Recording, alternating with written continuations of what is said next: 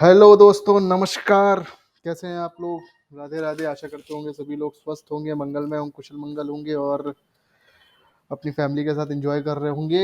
हम लोग आ गए हैं अपने एक वीडियो में नेक्स्ट वीडियो में, जिसमें हम बात करने वाले हैं मार्केट में। आज की डेट में बहुत ज़्यादा एक न्यूज़ चल रही है, जिसको लेकर सभी ट्रेडर्स, इन्वेस्टर्स, बेसिकली हम लोग बात करेंगे इन्वेस्टर्स की, जो लोग थोड़े से डरे हुए हैं।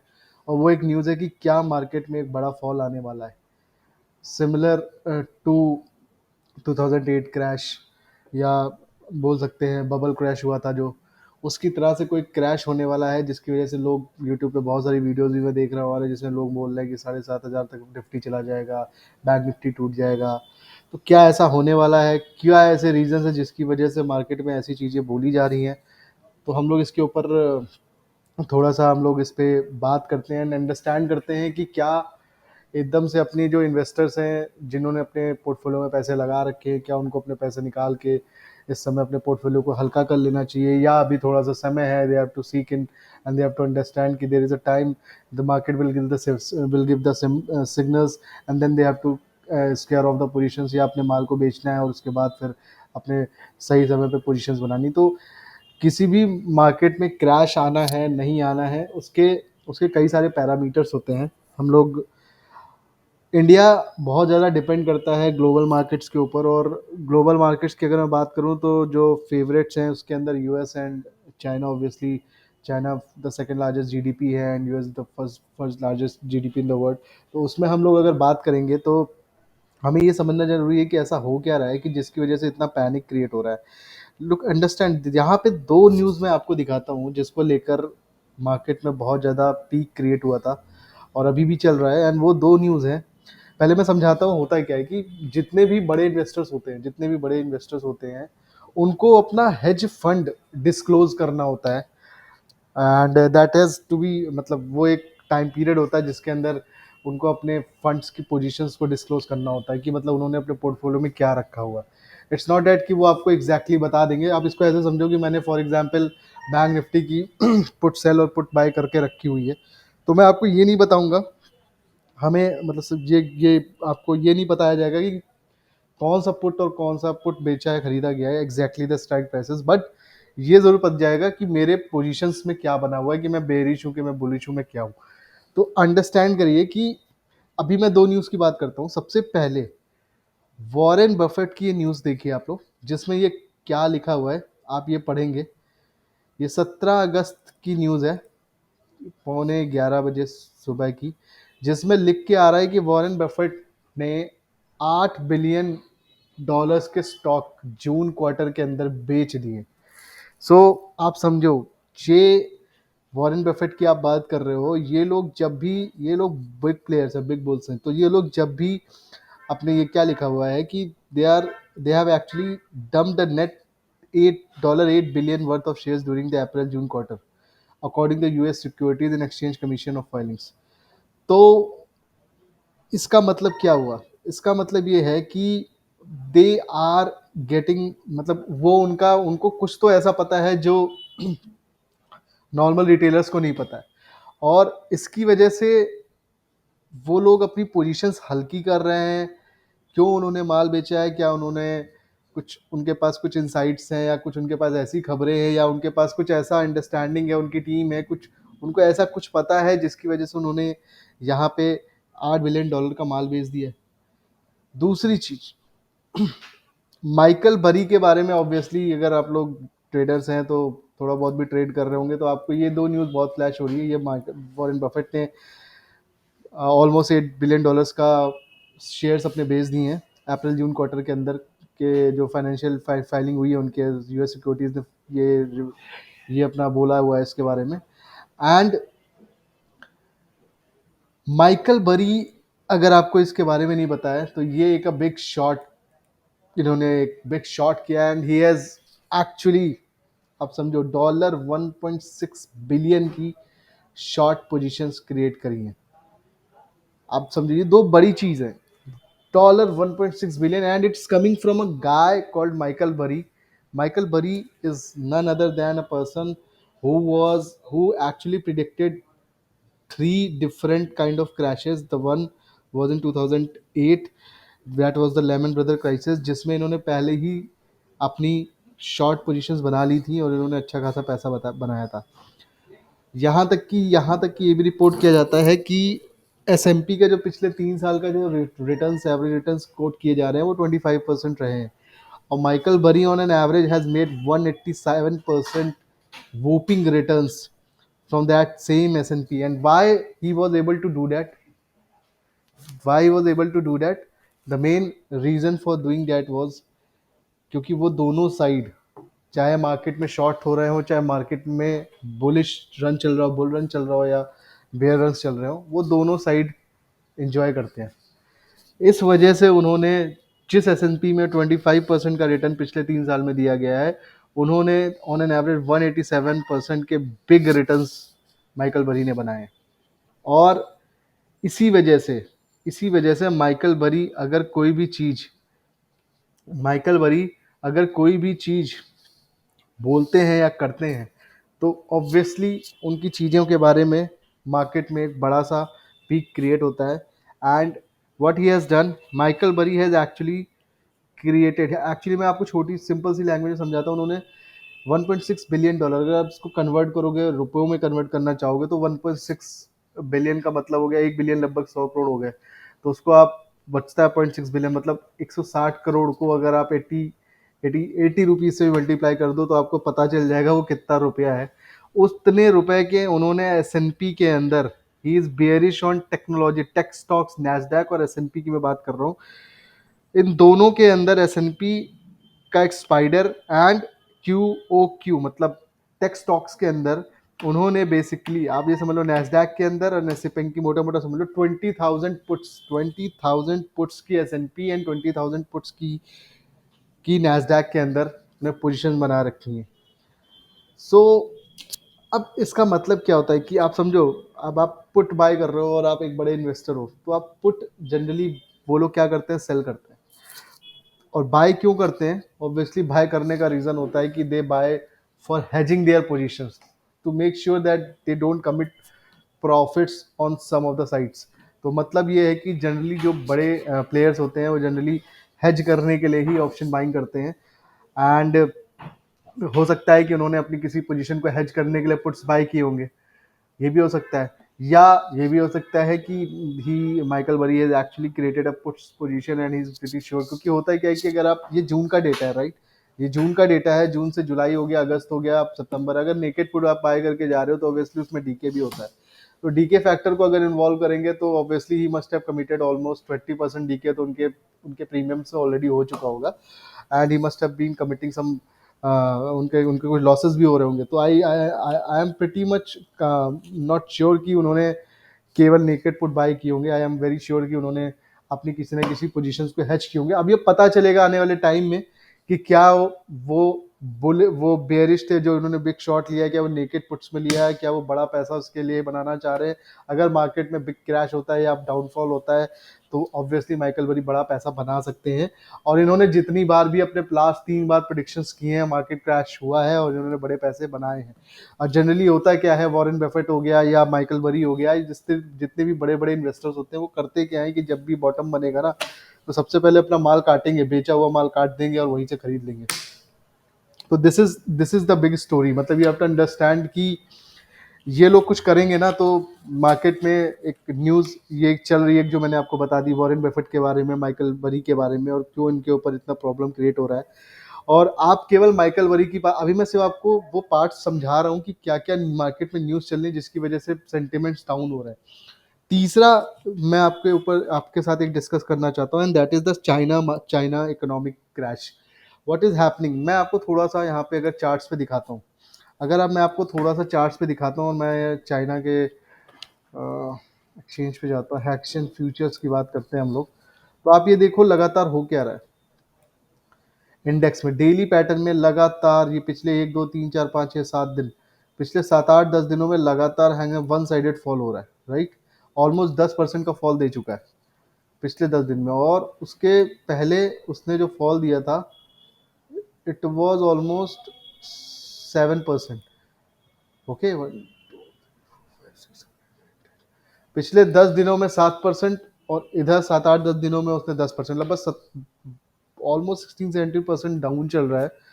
ये पिछले आप ये देखोगे यहाँ से, कहाँ से मैं बता रहा हूँ, ये 31 जुलाई, इस अगस्त में हैंग सेंग, अगर आप फ्यूचर्स की मैं बात कर रहा हूँ तो ये आप देखेंगे ये ऑलमोस्ट 13.5-14% के आसपास टूट चुका है।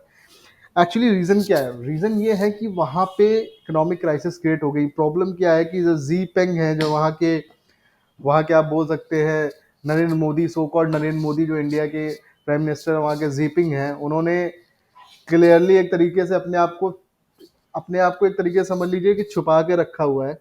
और इतना ज़्यादा क्राइसिस क्रिएट हो गया, इकोनॉमिक क्राइसिस इतने ज़्यादा क्रिएट हो गए, वहाँ पे रियल एस्टेट फर्म है एवरग्रांडे, उन्होंने बैंकरप्सी की घोषित अपने बैंकरप्सी फाइल कर दी है।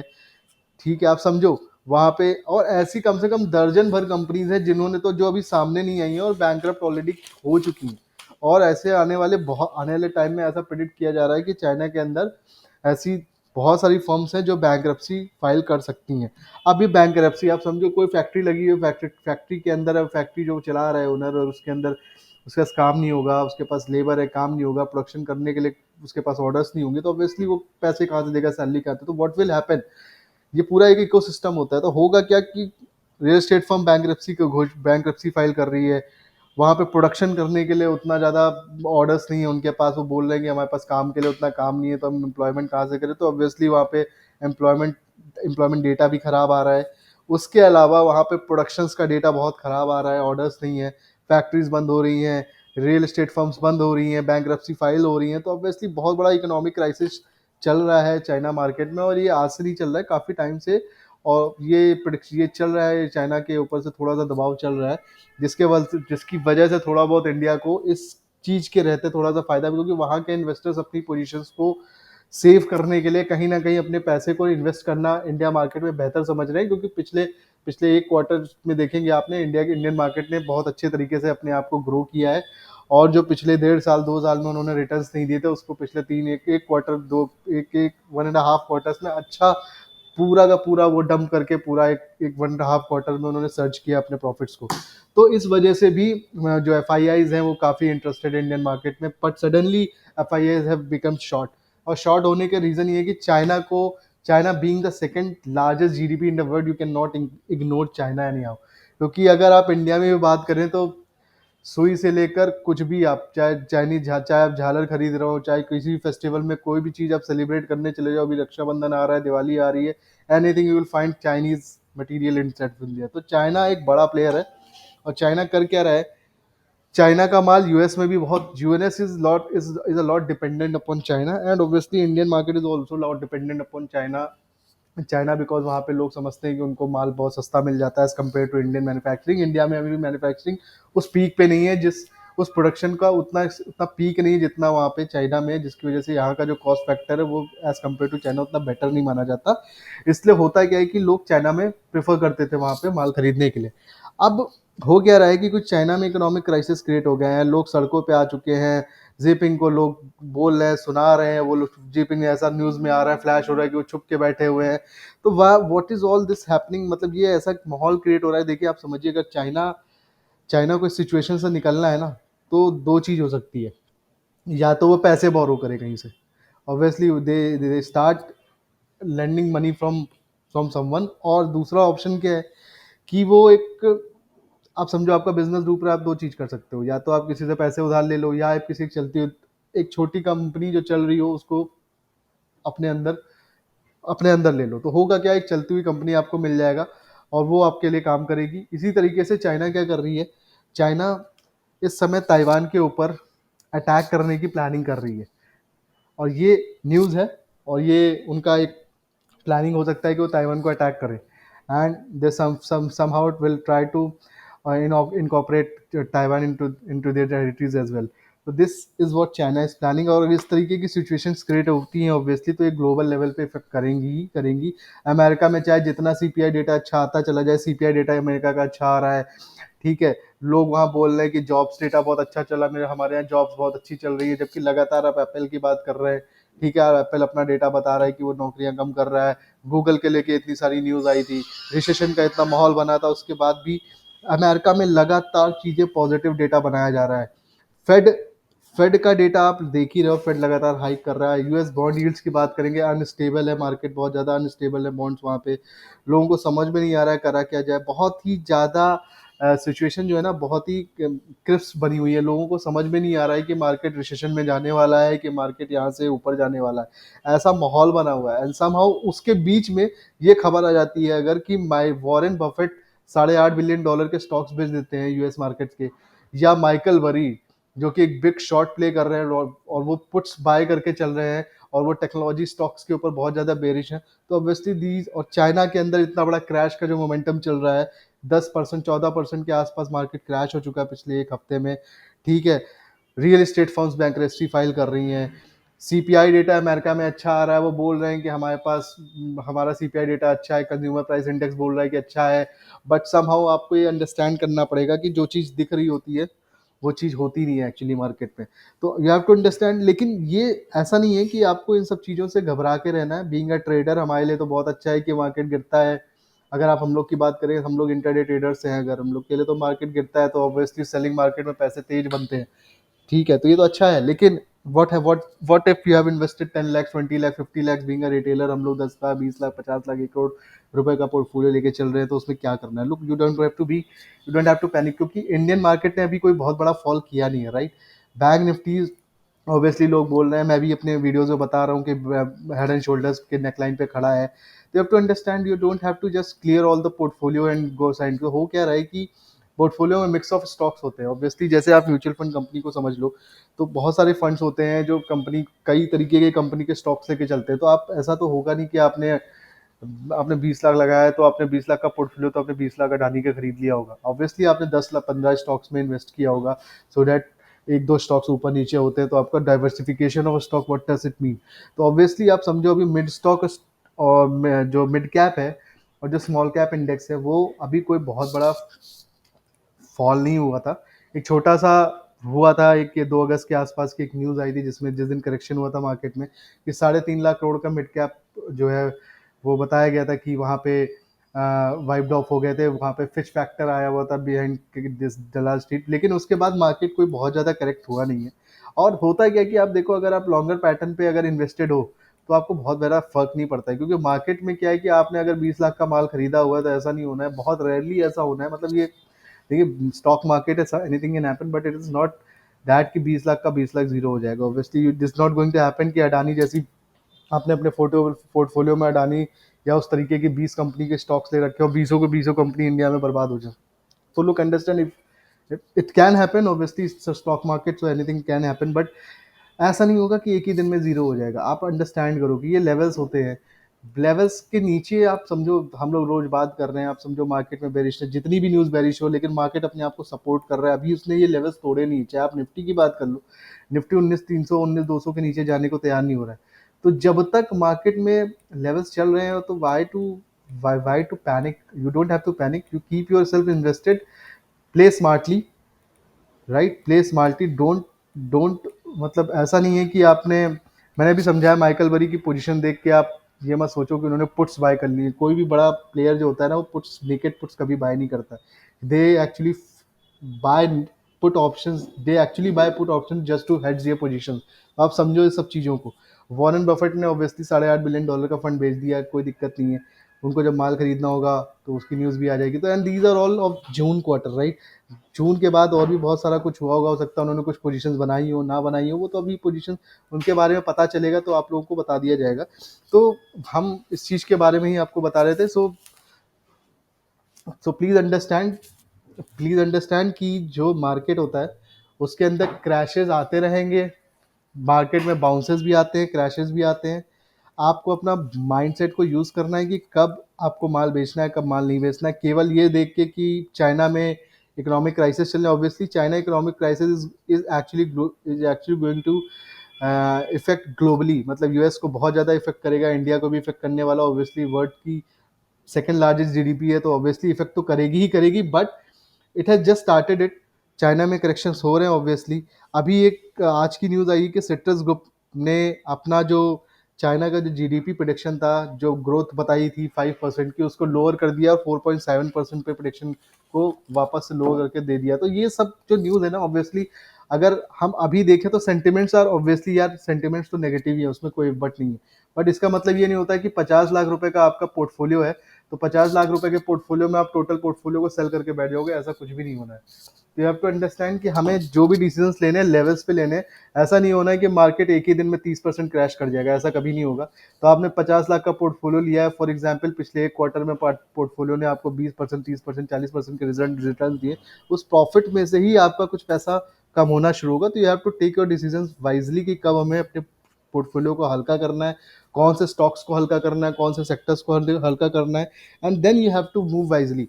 Don't make any bearish positions की माइकल बरी ने 1.6 बिलियन डॉलर्स की शॉर्ट पोजीशंस बना ली है। मैं फिर से आपको समझा रहा हूँ इस चीज़ों को, थोड़ा सा आप चीज़ों को समझिए। मार्केट में बहुत कुछ दिखाया जाता है तो, लेकिन जो दिखाया जाता है वो एक्चुअली होता नहीं है। तो थोड़ा सा वेट करिए, लेवल्स को देखिए। वॉरेन बफेट, माइकल बरी की न्यूज़ फ्लैश हो रही है इस समय, और पूरी दुनिया यूट्यूब पे यही बोल रही है कि क्या मार्केट में करेक्शन आने वाला है। लेमन ब्रदर्स का करेक्शन 2008 की तरह फिर से आना है, निफ्टी 7,500 पे चली जाएगी। तो यार ये सब हलवा नहीं है, निफ्टी है, बैंक निफ्टी है। इंडियन मार्केट बहुत सस्टेन कर रही है अपने आप को। पूरी मार्केट, यूएस लगातार गिर रहा है पिछले 10 दिनों से, चाइना लगातार गिर रहा है पिछले 10 दिनों से, पर इंडियन मार्केट नहीं गिर रहा है, वो लगातार सस्टेन कर रहा है। 2 तारीख या 3 तारीख को 2 दिन करेक्शन हुआ है इस मार्केट में, और इतना गए भी तो हम लोग पिछले 1.5 साल में जितना हम लोग का परफॉर्मेंस खराब हुआ था उतना पूरा हमने एक क्वार्टर में कवर करके 30-40% मुनाफा भी कर दिया हमारे में। तो आप समझो, हम लोग अगर 15% अप चल रहे हैं अपने पोर्टफोलियो में, 15-20% कमा रहे हैं, वो 1.5 साल का पूरा लॉस भरने के बाद 15-20% हम प्रॉफिट चल रहे हैं। तो इंडियन मार्केट बहुत अच्छा कर रही है, और आने वाले टाइम में ये प्रिडिक्शन जो चल रही है कि India is going to be the world largest, GDP में नंबर 2 पे आ सकती है। तो ये सब चीज़ों को समझिए, और ये सब इन्वेस्टर्स भी समझ रहे हैं। चाइना में ना इन्वेस्ट होने की वजह से ही ये इतनी बड़ी बड़ी जो कैंडल्स दिख रही थी ना आपको, ये आप देखो यहाँ पे, ये जून से जो ये रॉकेट निकला है ना, ये जून से रॉकेट निकला था, ये कितने पॉइंट्स का निफ्टी में निकल चुका है। ये निफ्टी में ऑलमोस्ट 1300-1400 पॉइंट्स का रॉकेट नॉन स्टॉप निकला था। तो थोड़ा सा सुस्ता रहा है मार्केट, इतना परेशान मत होइए। लेवल्स हैं, लेवल्स के नीचे निकलना है, प्रॉफिट्स में रिस्क लेना बनता है, ये स्टॉक मार्केट है, और एज अ बिजनेस ही ट्रीट करिए। न्यूज़ के ऊपर ट्रेड मत लीजिए, और मार्केट में अपने आप को इन्वेस्टेड रखिए। इन्वेस्ट रखेंगे तो लॉन्गर पैटर्न्स में आपको पैसे बढ़ के ही मिलेंगे। निफ्टी 7,500 गया था तो आज मेरी निफ्टी 20,000 पे खड़ा है। जिन लोगों ने इन्वेस्ट करके रखा होगा उनका पोर्टफोलियो ऑब्वियसली उस समय 50% नीचे जा चुका, 50 लाख की चीज़ 25 की हो गई होगी, बट आज वही 50 लाख की चीज़ कम से कम 10 करोड़, 20 करोड़, 50 करोड़ की हो चुकी होगी। यू हैव टू अंडरस्टैंड कि the investment, the power of investment is to keep yourself invested in a longer time frame. और अगर आप ट्रेडर हो तो हम लोग के लिए तो बहुत अच्छे दिन वापस आ रहे हैं। Selling is always fast, selling is always use. तो हम तो इंतजार करते हैं कि मार्केट जल्दी जल्दी गिरे और हम जल्दी जल्दी पैसे बनाए। तो आई होप गाइज आपको हमने ये पॉइंट्स क्लियर कर दिए होंगे। अभी फिलहाल जितनी भी मार्केट में न्यूज़ थी, और एक न्यूज़ और आई है जिसके लिए ऑलरेडी ये पुरानी न्यूज़ है, क्रैश आया था मार्केट में अडानी एंटरप्राइजेस को लेकर।